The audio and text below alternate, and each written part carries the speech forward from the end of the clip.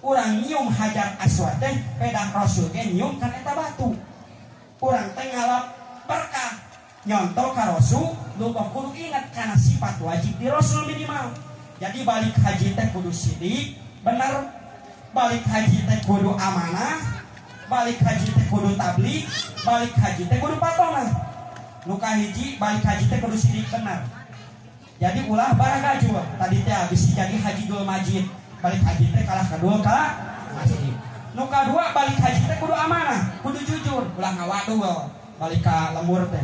Alhamdulillah akang begitu dah nyium hajar aswad amplong lawong moal aya mun guru ge tong barora usum hajian umroh ge hayang nyium hajar aswad pas sadap ieu mah nyebutan teh polong-polong cenah bagian akang babari wah eta mah hayang dipuji paling pun mujina teh leres akang mah jam sae balik haji teh kalah ngawadul ongkoh nyium hajar aswad tapi kalah ngawadul geus teu meunang amanah.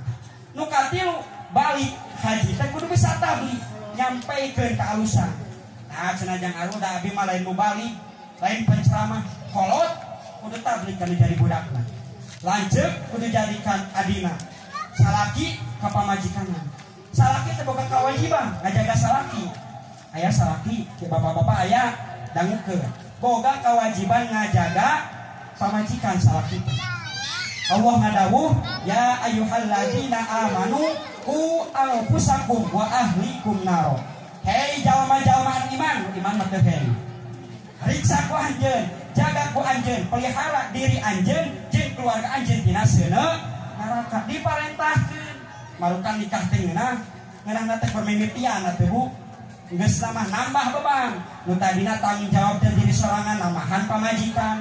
Geus boga pamajikan dari gawean boga anak nama ada beban teu cukup hiji 12 misalnya jadi tim sepak bola eta teh beban hukum marukan moal ditanya moal dipariksa ku Gusti Allah makana jadi salah kita ulah hare-hare. Jadi aya tukang useup aya useup ibu simkuring manghawartosan mun boga salah kitu tukang